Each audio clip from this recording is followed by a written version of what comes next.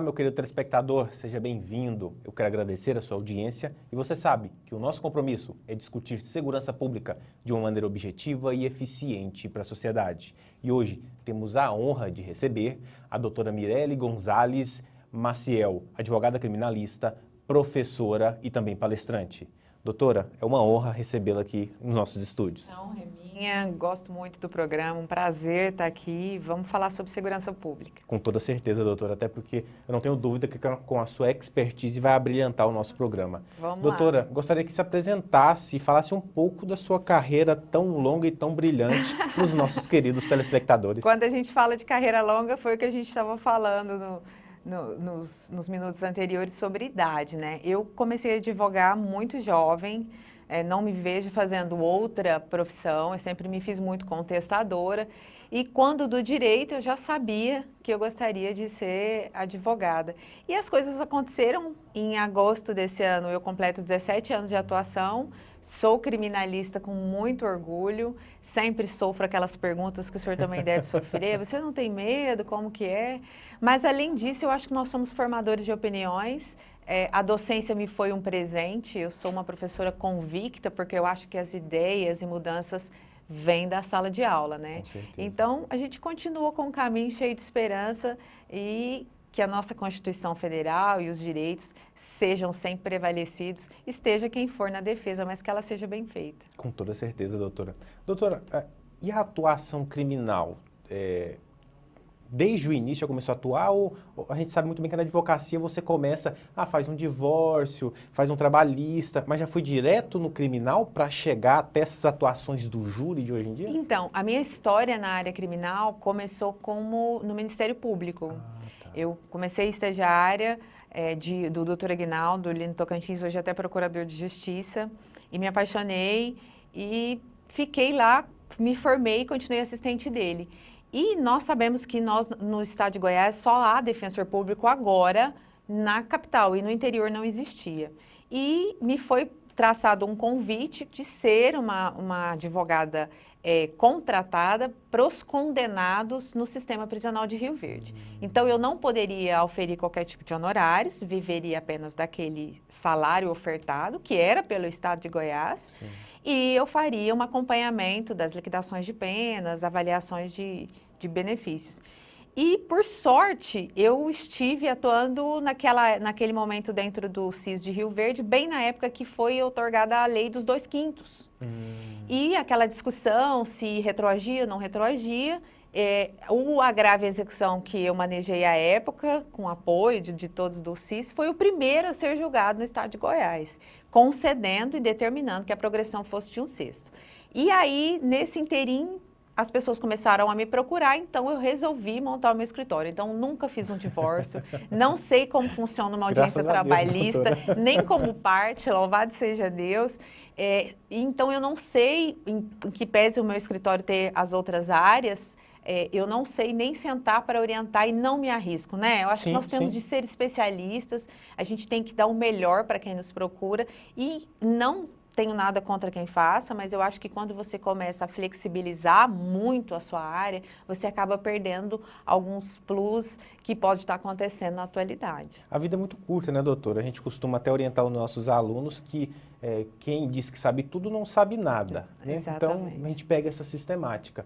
E com relação à docência, doutora, eu sei muito bem que a doutora é uma excelente docente, está em várias instituições de renome. E como que surgiu esse convite? Já tem quanto tempo? Então, eu acho que a docência, ela me veio de início, porque nós que fazemos a área criminal, que gostamos do tribunal do júri, a oratória nos é muito presente, né? Com certeza. E por consequência, eu acho que é uma das maiores formas de ser um professor. Você conseguir convencer um aluno daquilo que você está falando é o primeiro passo para você ser um bom tribuno, né? Então, eu tive um caminho invertido. Eu gostava, não vou dizer que eu sou boa, eu gostava da tribuna, das tentações orais, dos júris, e então me veio a oportunidade de dar aula.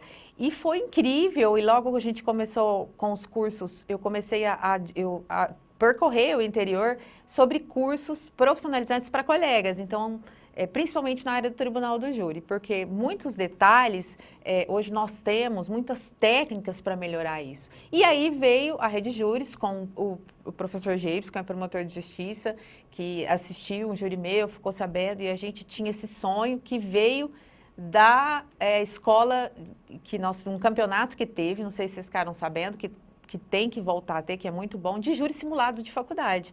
E a equipe do estado de Goiás ficou em terceiro lugar no Brasil. Era nacional. Nacional, foi super legal. E nessa história veio a história da escola de júri, homenageando o decano Edson de Brito Rangel, né, que nos deixou, e que era um grande tribuno. E nessa escola a gente tenta, de alguma forma, desde o inquérito até a tribuna, tentar passar pelo menos o que não fazer para os alunos, né? Porque o que fazer, a defesa é ampla, enfim. Realmente, o júri em si, ele é um procedimento totalmente diferenciado, né? E já vamos até entrar um pouquinho nele, porque quando a gente fala de júri, por exemplo, eu lembro do saudoso Valdir Troncoso Pérez, assim, um brilhante orador. Brilhante. E que o júri em si, ele tem esse coração que é empregado por seus profissionais. Como que foi o seu primeiro júri, doutora, por exemplo?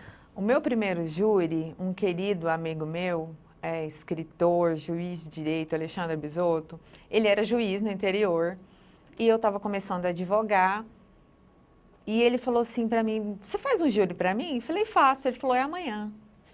Nós não temos a defensoria pública, era uma mulher que precisava, era uma ré. Nossa. E foi uma história muito inusitada, porque ela, nesse dia, nesse fato, ela era uma boia fria, ela esqueceu a sua marmita e quando ela retorna em casa, ela flagra o seu companheiro em ato sexual com a vizinha de kitnet. Nossa. E ela, em vez de ali, no calor da emoção, o senhor sabe a diferença que seria isso, ela foi a um posto de gasolina, encheu um galão de álcool, ateou. Quando voltou, os dois já tinham terminado o ato, jogou o álcool, pôs fogo, enfim. Então, ela era acusada de um homicídio, porque a mulher veio a óbito, duplamente qualificado, e a tentativa de homicídio em relação ao marido. E eu gostava muito de direito penal, tinha noção, e ele falou, não, vamos que eu te ajudo. Então, eu tive essa grata surpresa de pessoas me proporcionar esse momento de começar, que é o que a gente quer para os alunos. Você tem experiência? Não, mas se alguém não der, como será? Então, por isso das simulações, hoje em dia, com essa questão da pandemia, alguma coisa tem que ser vantajoso, Sim. Que são os julgamentos de sustentações orais, os julgamentos que são transmitidos via YouTube, isso dá para o aluno ter uma noção, pelo menos do que não fazer, né? Sim. E o Tribunal do Júri me aconteceu dessa forma, de uma forma muito tranquila. Eu estava em casa pela situação do juiz e do promotor também, que tinha sido um colega. Então, eu consegui agir, mas como o primeiro foi bem difícil, e tendo uma mulher como ré me ajudou um pouco. E as coisas foram fluindo. Então, eu acho que para quem quer começar, né, o Tribunal do Júri, nós ainda temos muitos casos de nomeação. Sim. Ou por contatos. Então, eu vou ficar amigo do doutor, né, fulano, ciclano, me dá uma oportunidade que seja de eu carregar o seu livro. Eu quero estar ali, sentir aquela pressão, aquela situação que é o Tribunal do Júri, que é para quem é perspicaz. Aí muitos perguntam, professora, eu não sou bom para falar, eu não sou...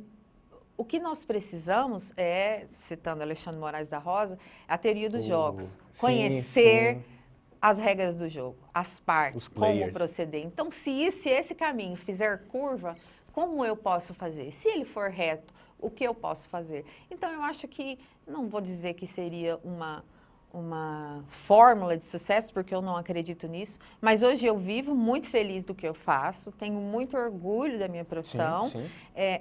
E eu acho que o caminho é esse, estudar, se dedicar, porque todo mundo tem um pouco para aprender e todo mundo tem um pouquinho para ensinar, né? Ninguém sabe tudo, né, doutora? Ninguém sabe tudo. Doutora, a doutora tocou num ponto importante, que é essas virtualizações dos atos. A gente tem colegas civilistas, trabalhistas, que gostam desses atos, principalmente uma audiência de conciliação, faz virtualmente, ok. Mas com relação ao criminal, por exemplo, que tem muita pessoalidade, o juiz vê a pessoa lá, analisar. A gente bem sabe que as audiências de instruções, debates e julgamentos já estão acontecendo assim. Eu creio que as sustentações orais vieram para ficar. Ficou muito mais prático, né? Até mesmo para os alunos que antes, eu nunca vi, não quero, não sei onde é o tribunal. Hoje em dia joga no YouTube e vê. E a gente eu troquei uma ideia com relação a isso com o Dr. Geibson. E eu queria uma pontuação de uma criminalista tão experiente. Com relação ao júri, a doutora acredita que algum dia possa o júri ocorrer virtualmente? Eu acho muito difícil. Existiu uma vertente logo no início da pandemia que se levantou isso. Mas eu acho muito difícil, não vou dizer impossível, porque, né, a situação da soberania dos vereditos, dessa presença, da incomunicabilidade dos jurados, seria muito difícil de forma virtual. Então, eu acho que qualquer coisa, porque hoje qualquer coisa já é passível de anulação o júri. Né? Sim. Nós estávamos até conversando no intervalo sobre a questão desse júri que está todo mundo discutindo, né? Do colega que agrediu a colega para simular. Então, assim, isso, para mim, se eu fosse magistrada, é um caso de dissolver conselho de sentença. É um excesso, né? A minha humilde opinião, porque é um grande tribuno, ele é muito bom no júri, mas todos nós somos seres humanos e, na minha opinião, se eu fosse jurada, se eu fosse a juíza, eu teria me sentido agredida. Mas a grande situação do júri, pela questão que a própria Constituição Federal vê, né, é impossível fazer. Como eu acho também, eu costumo fazer uma paridade com as eleições de verdade, para presidente, para governador. Será que isso valeria de forma virtual? E o júri é pior, porque eles não podem ter contato com ninguém. Então, como? Você vai fechar a pessoa em casa e colocar uma escolta lá? Sim. E a invasão de domicílio? Né? Então, nós entraríamos em várias vertentes. O Tribunal de Justiça do Estado de Goiás e os nossos tribunais superiores já vêm flexibilizando isso daí em relação às prisões. Muito se deixava preso, dizia que era pandemia, que a culpa não era do Estado. Mas agora, como teve um tempo de abertura e com não ter conseguido realizar todos esses júris, os tribunais estão relaxando muitas prisões por ilegalidade do excesso para esperar.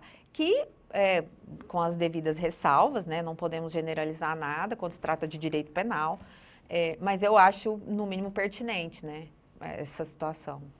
Doutora, e com relação, como que a doutora vê com essa experiência vasta que tem, as dificuldades da advocacia criminal atualmente? E gostaria que a doutora fizesse um paralelo de quando começou para agora. Será que tivemos muitas melhoras ou a gente está tendo um pouco mais de dificuldade a cada dia que se passa? Eu acho que nós tivemos muitas melhoras.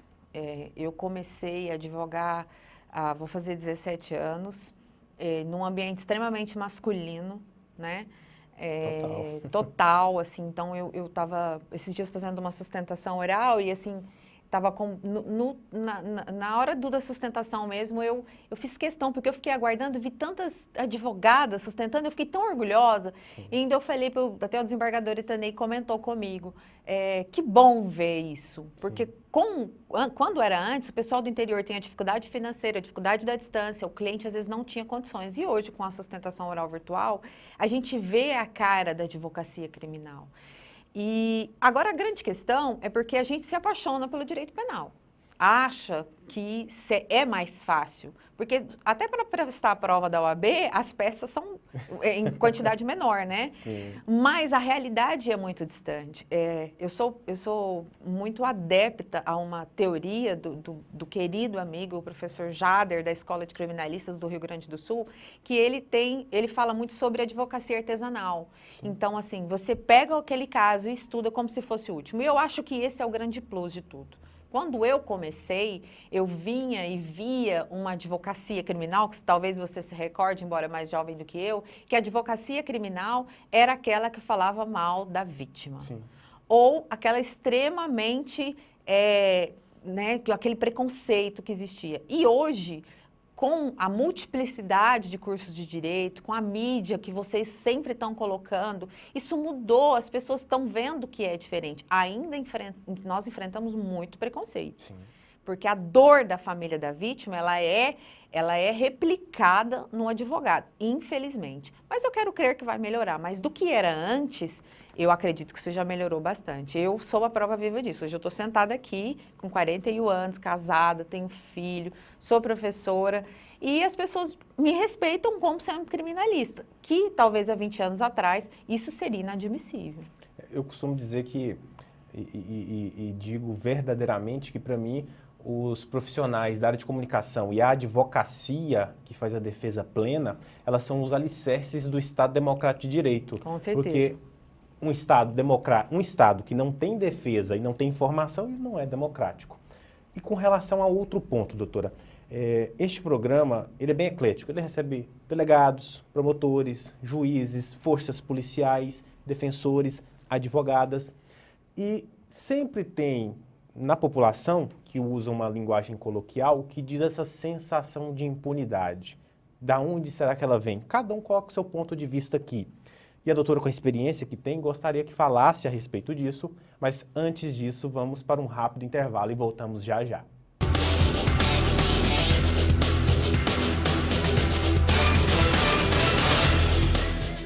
A Prefeitura de Goiânia e os municípios da região metropolitana prorrogaram por mais 7 dias as medidas restritivas para combater a pandemia da Covid-19. A única forma de reduzir a contaminação é diminuindo temporariamente a circulação de pessoas na nossa cidade. Também ampliamos a fiscalização nas ruas e nos terminais do transporte coletivo. Vivemos hoje o pior momento da pandemia em nosso país, e ignorar isso é colocar em risco a vida da nossa população. Quanto mais evitarmos a circulação de pessoas nas ruas por agora, mais rápido retornaremos nossas rotinas. Nos últimos 2 meses, a Prefeitura abriu 118 leitos de UTI exclusivos para a Covid e alcançamos o maior número de UTIs ativas da história. Mas sem medidas de restrição, o vírus continuará avançando e tirando vidas. A taxa de ocupação das UTIs chegou quase ao limite da capacidade mesmo com a ampliação dos leitos. Estamos travando uma verdadeira guerra contra a Covid-19, mas somente juntos venceremos esse mal. As UTIs estão lotadas, enfermarias estão lotadas. Por mais que você abra mais 30 leitos de UTI, vai continuar assim se as pessoas não tiverem consciência. Acho que tá todo mundo muito exausto, tanto fisicamente quanto mentalmente. O governo de Goiás ampliou o número de leitos e criou 8 novos hospitais dedicados à Covid-19. Faça a sua parte. Use máscara, álcool em gel e evite aglomerações. Ou você escuta que a Covid-19 mata, ou quem vai escutar é a sua família. Durante a pandemia, a violência contra a mulher aumentou. Mas se os agressores pensam que nada vai acontecer, estão enganados. O Pacto Goiano pelo Fim da Violência contra a Mulher está ainda mais forte. Secretarias, forças policiais, poder judiciário e organizações religiosas estão unidos em ações de prevenção e punição. Porque em Goiás, isolamento social para quem bate em mulher é na cadeia. Denuncie. Governo do Estado. Somos todos Goiás.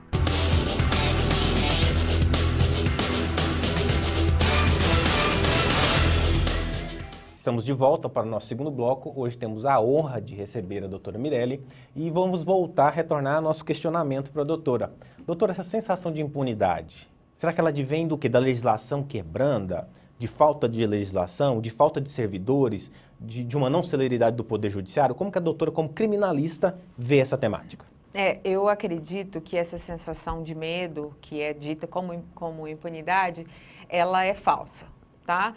O que nós precisamos entender, até levando em consideração estatisticamente falando, outros países desenvolvidos, e não é aqui um papo de utopia, mas a grande situação, ela deveria de vir lá desde o saneamento básico, da alimentação, sim, da escolaridade. Bom, quando a gente faz esse preparo, aí, com esse preparo, nós temos menos pessoas migrando para a área criminal. Porque quando o Estado não abraça, o mundo do crime abraça. Sim. Então, eu vejo relatos muito grandes de assim, das pessoas que querem dinheiro fácil, a sensação de poder, que não estou dizendo que está certo, mas o Estado não faz nada para mim, ninguém faz nada para mim, não tem uma base escolar, educação moral e cívica, vamos dizer assim, e acaba indo para essa situação. Nós temos uma das maiores populações carcerárias. Sim. E teremos mais. em frente a países desenvolvidos, isso não é assim. Em que pese, por exemplo, que todo mundo gosta muito de fazer o paralelo com os Estados Unidos, as penas lá em alguns estados, porque lá a legislação é diferente, seja mais dura, a situação que vem desde o início é muito diferente. Então, eu acho que não é que nós iríamos acabar com o crime, né? O desvio de personalidade, as situações inerentes principalmente aos crimes dolosos contra a vida, que infelizmente hoje qualquer um pode praticar, você vai vir do ser humano, mas com esse amparo do Estado, isso tende a diminuir. A grande questão é que a força policial, e eu tenho muitos amigos e concordo assim em algumas situações, mas nessa parte não, a gente prende, o Estado solta. A nossa legislação é assim. A nossa legislação, que é baseada no direito alemão, no direito italiano, ela é assim baseada. E na Alemanha, por exemplo, ela funciona. Sim. Né? Que é muito parecido. Então, assim, adianta colocar perpetuamente o ser humano à disposição do Estado? Adianta, de alguma forma, fazer uma pena de banimento? O que isso nos trará de retorno? Então, eu acho que nós temos uma legislação, principalmente a execução penal, muito boa, se ela fosse seguida à risca, com patronatos, conselhos da comunidade, a situação de reinserir o preso de uma forma que a sociedade estivesse preparada para ele, em que pese eu acho que a mancha será para sempre, né? Aí citando, inclusive, Carnelute, Beccaria, enfim. Mas já seria uma forma melhor dele se reinserir na sociedade. Então, assim, essa sensação de impunidade, ela não é só eu acho que é uma sensação de abandono. É uma sensação de abandono no meio judiciário, é uma sensação de abandono nos presídios, é uma sensação de abandono nas periferias, é uma sensação de abandono com as nossas estradas, com o nosso meio ambiente, uma sensação de abandono total. Aonde o Estado falta, infelizmente, outra força vai tomar conta. A doutora tocou sobre um ponto que eu quero falar um pouco mais sobre ele, que é o sistema carcerário, né? A gente tem uma legislação, a 7.210 de 84, adveio junto da CPI, do sistema penitenciário. Muitos dizem que ela dá direito demais aos presidiários, outros dizem que não. A doutora tocou um pouquinho sobre esse ponto. Gostaria que a doutora falasse sobre o seu ponto de vista a respeito disso, até porque também a gente tem, por exemplo, o Guilherme de Souza Nutti, que é um grande desembargador. Ele, em determinado congresso, falou assim, vocês acham que a lei de execução penal, ela é boa, ela está falida ou não? A maioria das pessoas levantou a mão e falou assim, está. E ele falou o seguinte, como que eu posso falar que algo está falido se ele nunca foi aplicado? Como que a doutora vê isso? Exatamente, essa é a minha sensação. Ela nunca foi aplicada desde a sua criação. Direitos e deveres do preso, porque assim, eles têm deveres. Sim. E ele também tem direitos. Eu não estou aqui passando a mão na cabeça, não. Essa situação do pós é muito interessante, porque se ele é acompanhado como a LEP determina, olha, isso é estatístico, onde já foi colocado, principalmente no Rio Grande do Sul, isso já teve uma forma de aplicação, isso é estatístico que funciona, não é 100%. Temos os que praticam reiteradamente crimes. Sim. Mas quando ele tem essa abrangência de oportunidades e sabe o que é, porque a nossa pena aqui é castigo e não uma educação, ele tem esse medo. Então, auxílio religioso, auxílio escolar, o trabalho, ensinar uma profissão, não é ficar ali costurando bola, não, fazendo tapete. Infelizmente, isso não é profissão. Então, esse preparo, eu acredito. Então, se ela fosse aplicada, ok. Esse endurecimento que veio com o pacote anticrime, que é um reflexo da nossa sociedade punitivista, eu não vejo qualquer tipo de melhora. E isso vai ser mostrado daqui 5 anos, nós vamos assistir isso aqui e vamos falar para você, e aí, mudou a estatística da prática de crimes? Porque tá gente ficando agora 70% da pena quando é crime de onda, 60%? Não vai mudar. O que vai fazer é o seguinte, você que não é bom para mim, você que na maioria das vezes é negro, favelado ou pessoas de menor, você fica fechado lá porque você não me importa. Então a dor do outro não é a minha dor e isso acaba, se ele estiver fechado e não estiver na minha porta me ameaçando, tá ok. Doutora, outro questionamento, até mesmo com relação esse programa é visto não só por forças policiais, mas por alunos e também a sociedade civil. Com relação à atuação prática da doutora, a doutora pontuou muito bem no início da sua fala introdutória que hoje em dia temos que ser especialistas, mas hoje em dia eu vejo que tem o especialista daquela área específica também. Exemplo, no âmbito criminal temos a fase de conhecimento e a fase de execução. A doutora atua nos dois, a doutora atua somente uma parte e dessas áreas de atuações da doutora, quais que são as dificuldades que vê dentro de cada atuação? Eu sou apaixonada pelo Tribunal do Júri. Prefiro, se eu tiver de escolher, eu fico só com a área do Tribunal do Júri. Mas eu sou criminalista e eu abranjo todas as áreas. O sumário de culpa, a doutora também atua? Faço toda a parte. Perfeito. E execução penal também. Eu tenho uma equipe incrível, maravilhosa, né? Deixar aqui meu abraço, Luana, Ian, todo mundo, os meus sócios. E a gente tem núcleos dentro do escritório, ação penal e execução penal. Algumas questões eu faço parcerias com colega, que eu acho que é o grande interessante da advocacia criminal. Por exemplo, crimes de improbidade administrativa, crimes de esfera ambiental, sistema financeiro, eu tenho os meus parceiros. Eu não é porque talvez seja, vamos ter um vultuoso honorário, vou fazer. Não, eu acho que, porque se a gente não fizer bem feito, o outro cliente não vai te indicar, e é a maior propaganda que nós temos, né? Então eu faço parceria, mas essa parte da primeira fase no júri, segunda fase e até mesmo a execução penal, nós cumprimos, sim, até o final. O que eu não costumo fazer, hoje eu já posso escolher, já fiz, viu? Eu acho que a gente tem que fazer, citando o Rui Barbosa, a não ser que a nossa consciência repelir. Eu já fiz crimes contra a ordem sexual, eu já fiz crimes que tinham vítimas, que é o que hoje eu não consigo fazer mais, depois da maternidade, que vítimas eram crianças. Mas não é só aquele grosso a situação do processo. Nós temos que analisar em que ponto eu consigo chegar. Sim. E se você realmente tiver certeza daquilo, a gente atua. Mas hoje eu consigo filtrar mais essa situação. Ótimo, excelente. Doutora, nosso tempo é muito curto. Muito curto. Passa muito rápido. Eu não tenho dúvida que a doutora retornará em outras oportunidades.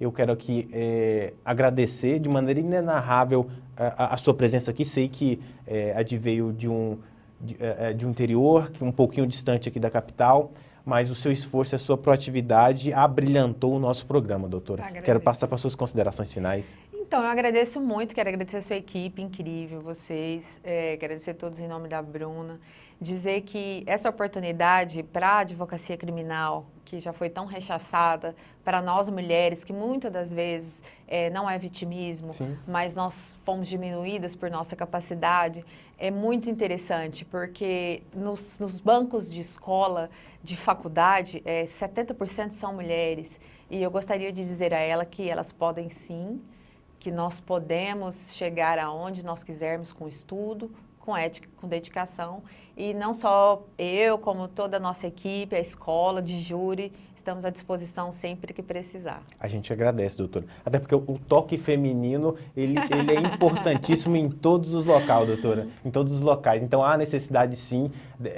desse avanço das mulheres em todas as profissões, né? Tivemos aí profissões somente exercidas por homem, e hoje a gente está vendo que isso está quebrando esse tabu, e mulheres estão se alavancando e colocando de maneira brilhante no mercado de trabalho. Não tenho dúvida que retornará, e muito obrigado, doutora, novamente. Eu quero agradecer a sua audiência, fique agora com o quadro Alerta Jurídico, e até uma próxima.